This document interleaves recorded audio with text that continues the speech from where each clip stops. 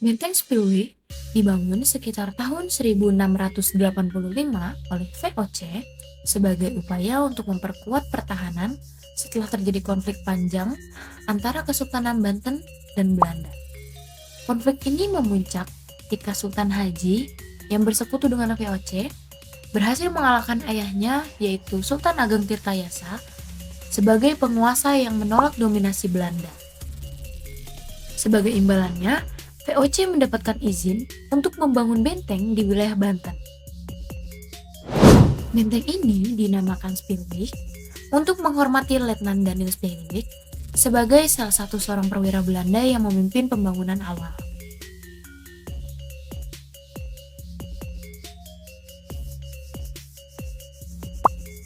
Benteng ini dibangun dan dilaksanakan dalam 3 fase utama antara tahun 1681 hingga 1731 dengan periode konstruksi awal terjadi pada tahun 1681 hingga 1680.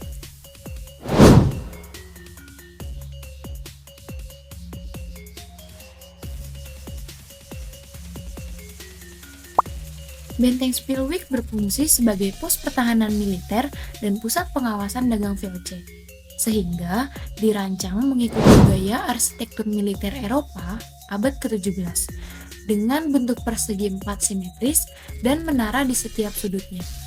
Material yang digunakan adalah batu bata merah, batu karang, dan kapur bahan lokal yang ditemukan di sekitar pesisir Banten.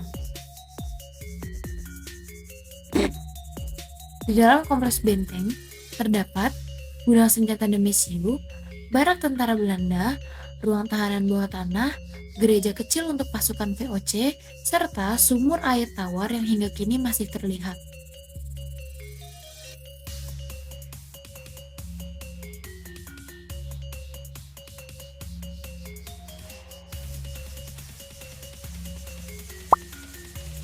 Lokasi benteng Spilwijk sangat strategis, menghadap langsung ke Teluk Banten dan Selat Sunda, sehingga jalur ini menjadi jalur khusus perdagangan penting dunia pada masa itu.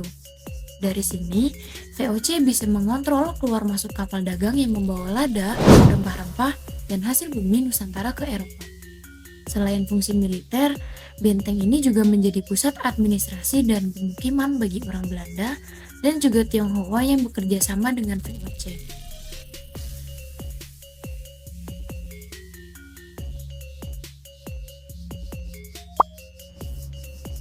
Benteng ini juga dikelilingi parit pertahanan atau moat selebar 3-5 meter yang dahulu diisi air laut untuk menghalangi serangan dari luar.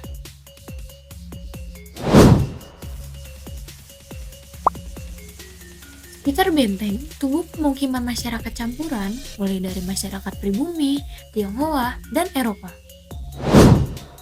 Jejak keberagaman itu masih terlihat hingga kini, seperti kompleks pemakaman Belanda, makam Tionghoa kuno, dan permukiman kampung nelayan tradisional. Hal ini menunjukkan bahwa Banten Lama dulunya adalah kota pelabuhan kosmopolitan yang ramai oleh aktivitas ekonomi dan budaya.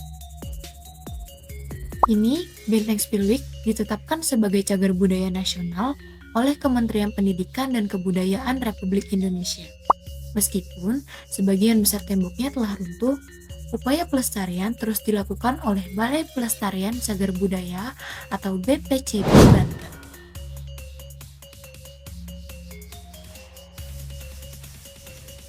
Setiap tahun, situs ini menjadi tujuan wisata sejarah dan edukasi, terutama bagi pelajar dan mahasiswa yang mempelajari sejarah kebantenan dan kolonialisme.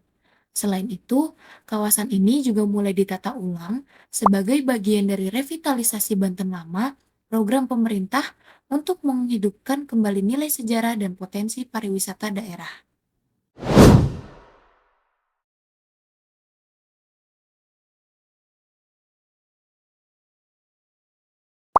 Benteng Spilwijk bukan sekedar peninggalan kolonial, tetapi cermin perjuangan dan perubahan sosial dari masyarakat Banten. Dari benteng ini, kita dapat membaca kisah tentang perebutan kekuasaan, perlawanan rakyat, hingga munculnya akulturasi budaya antara timur dan barat. bahwa dari reruntuhan kolonialisme tumbuh kesadaran baru tentang pentingnya menjaga sejarah dan budaya bangsa kita.